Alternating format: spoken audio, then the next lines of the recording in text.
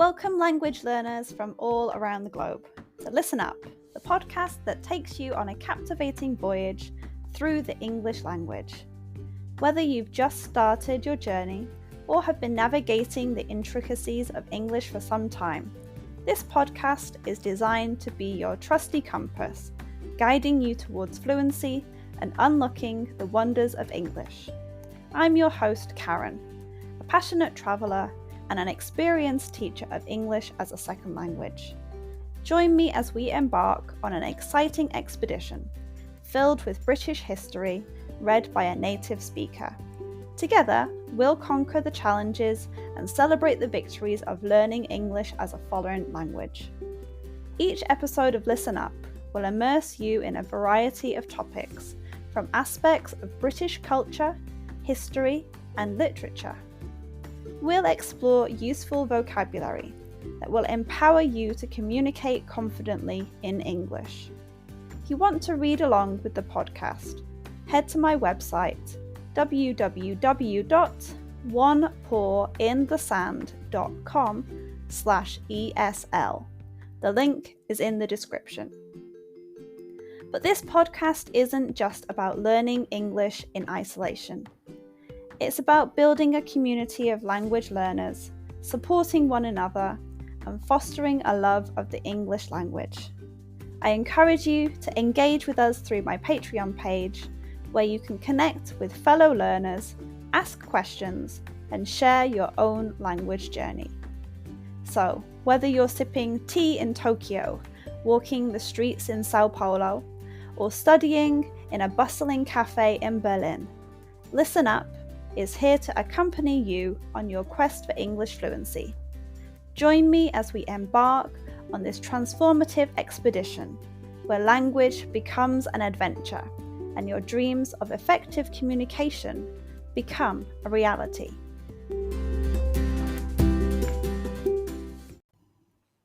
Today's episode is called Fish Fingers. In the history of British food, the fish finger has become something special. They're golden brown pieces of fish covered in breadcrumbs and bring back good memories for many British families. But how did they come to be? Well, it's a story of a clever inventor, some luck, and a lot of hard work. First, let's talk about the person behind this idea. His name was Clarence Birdseye, and he lived in New York, USA. He was really curious about how to keep food fresh, especially in places where fresh food wasn't easy to find.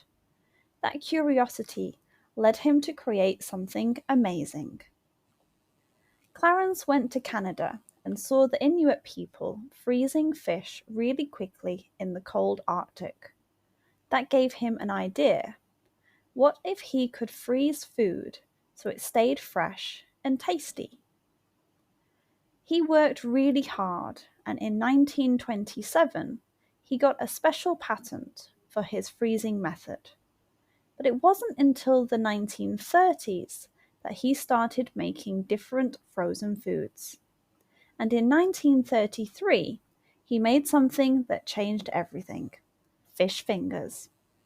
But he didn't introduce them to Britain yet, but in the United States. People in the United States loved these frozen fish sticks. They were easy to make, not too expensive, and always tasted good. This made Clarence Birdseye's frozen food business really successful, and it eventually spread all over the world. But what about Britain? Well, after World War II, Britain was getting back on its feet, and people were looking for convenient and delicious food. It was on this day, 26th of September 1955, that Birdseye officially introduced fish fingers to the UK under the name Birdseye Fish Fingers. It was a great time for this because people were excited about new things, including frozen food. When British people first tried these fish fingers, they were curious. They hadn't seen frozen fish like this before, but what won them over was the taste and quality. Birdseye used good fish and a careful freezing process, so every fish finger kept its delicious flavour and texture. Families loved how easy it was to cook them too. Over time, Birdseye fish fingers became really famous in Britain. You'd find them on dinner tables, in school lunches, and even in fun TV ads with a catchy jingle, only the best for the captain's table. They went from being a simple idea to a symbol of comfort, trustworthiness, and a connection to happy memories for lots of people in Britain, including me.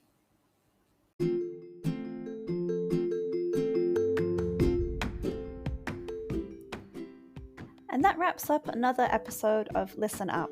I hope you enjoyed learning about my topic today and practicing your English. Remember, the exploration doesn't have to end here. If you have any lingering questions or want to continue the conversation, I've got some great opportunities for you. First off, I offer private lessons for those of you eager to expand your knowledge further, whether it's practicing today's subject or exploring other topics. I'm here to guide you on your English journey. Reach out to me through my website or social media platforms, and let's embark on a personalised learning experience together. I have been involved with training people for more than 10 years. I've been teaching English as a second language for over a year, in which time I have taught over 500 students, many of whom are regulars. But wait, there's more. If you're a devoted fan of Listen Up and want to show your support, consider joining our Patreon community. Your contribution directly helps us bring you more episodes and maintain the quality of our show. Your support truly means the world to me, and we couldn't continue this podcast without you.